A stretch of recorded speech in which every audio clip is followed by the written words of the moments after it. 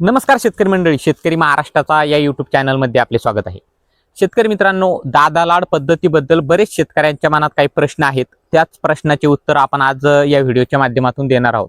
मी मनोज गारखेडे पाटील आपले स्वागत करतो. आपल्या चॅनलला जर आपण सबस्क्राईब केलेले नसेल तर सबस्क्राईब नक्की करा. शेतकरी मित्रांनो, दादा लाड पद्धत म्हणजे नेमकी काय हेच गणित काही शेतकऱ्यांना समजलेलं नाही. दादा लाड पद्धत जर फक्त दाट लागवड करून शक्य होत असते तर प्रत्येक शेतकऱ्याने तेच केलं असतं. आणि जी गळफांदी कट करण्याचा प्रश्न आहे तो बऱ्याच शेतकऱ्यांना जड वाटतो, त्यामुळे देखील त्यांना ती पद्धत आवडत नाही.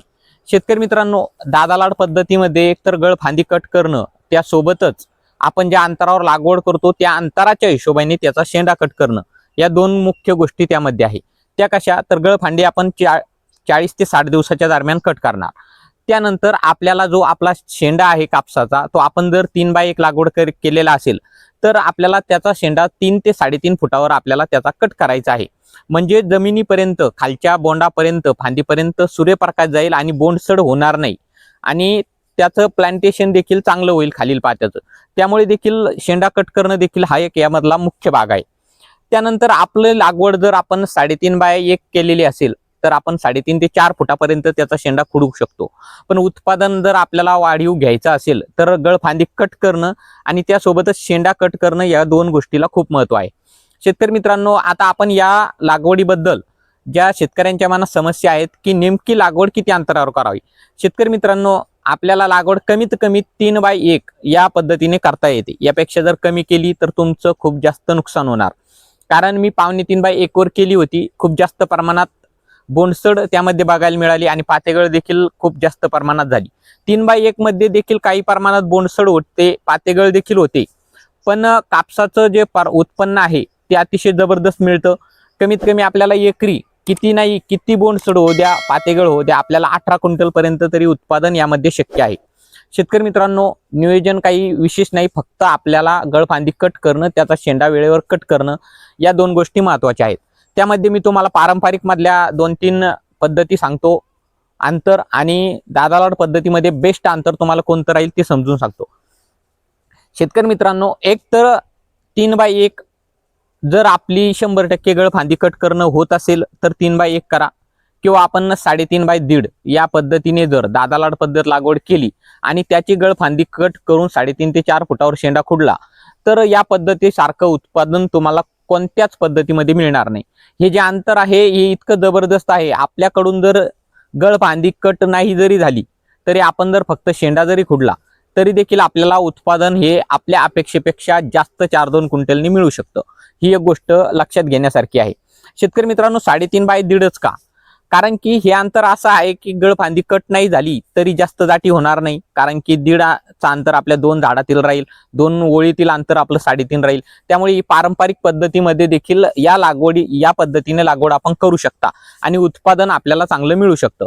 शेतकरी मित्रांनो, पारंपरिक पद्धतीमध्ये आपण 4x1, 4x1.5, 4x2, 5x1 या पद्धतीने लागवड करतो. आपण त्याची देखील गळफांदी कट केली आणि शेंडा कट केला तरी देखील उत्पादन मिळणार आहे. आणि तुम्ही 4x2 जरी लागवड केली, शेंडा कट केल्यावर तुमची फट्टी पूर्णपणे मिळणार आहे. कारण की आपण शेंडा कट केल्यावर ज्या फळफांद्या असतात त्या पूर्णपणे पसरतात आणि पट्टी जाम करतात. म्हणजे उत्पादन वाढीसाठी शेंडा कट करणं हा एक मुख्य स्रोत कापसामध्ये आहे.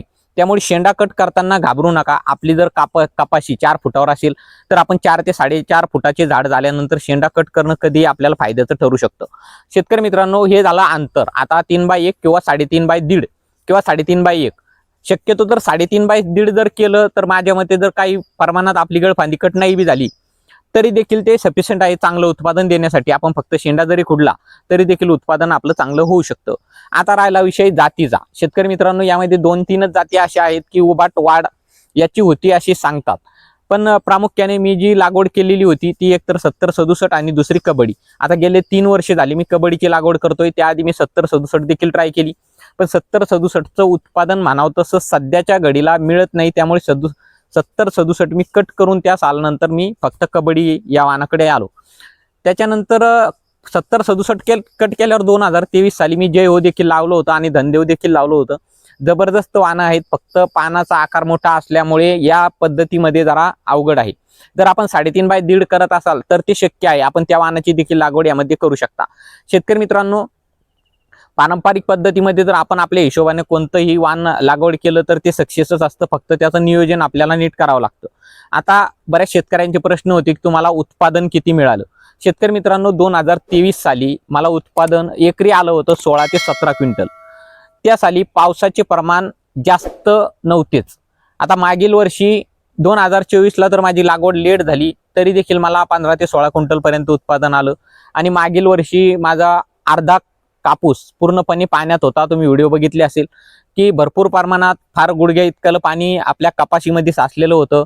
2-3 वेळेस तो प्रकार झाला, त्यानंतर कपाशी पूर्णपणे मरून गेली, म्हणजे अर्ध शेत आपलं बसलेलं होतं. तरी देखील आपल्याला एकरी 12 ते 13 क्विंटलचा उतारा आला. बस त्यापेक्षा जास्त उत्पादन मागील वर्षी झालं नाही.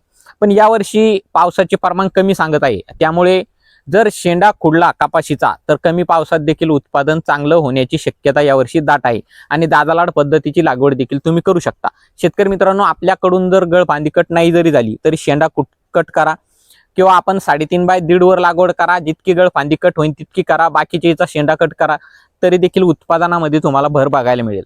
आता एक विषय खताचा. आता याचं खत नियोजन कसं करायचं.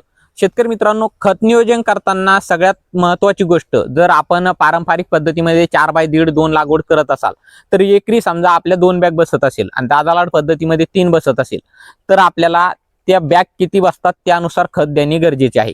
जर आपण पारंपरिक पद्धतीमध्ये 4 बाय 2 लागवड केल्यावर 1 बॅग एकरी देत असो तर आपल्याला 3 बॅग जर आपल्या बसल्या असेल तर आपल्याला त्यासाठी 1.5 बॅग एकरी खत देणं गरजेचे आहे.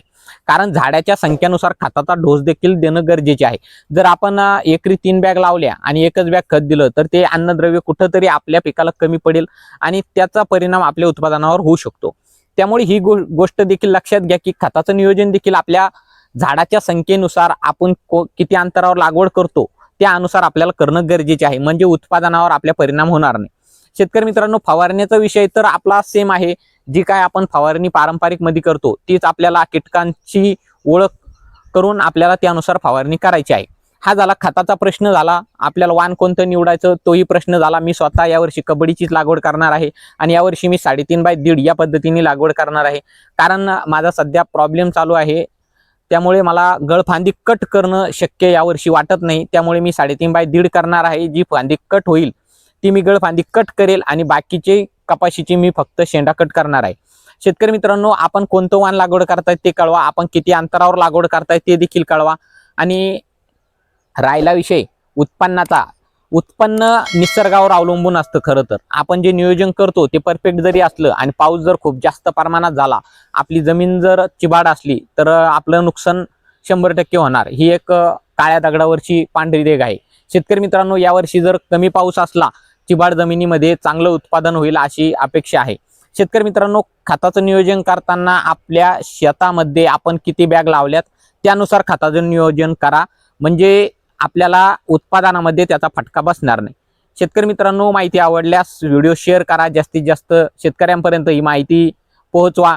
परत भेटूया एका माहितीपूर्ण व्हिडिओ सोबत. आपल्या चॅनलला जर आणखी आपण सबस्क्राईब केलेलं नसेल तर सबस्क्राईब नक्की करा. धन्यवाद.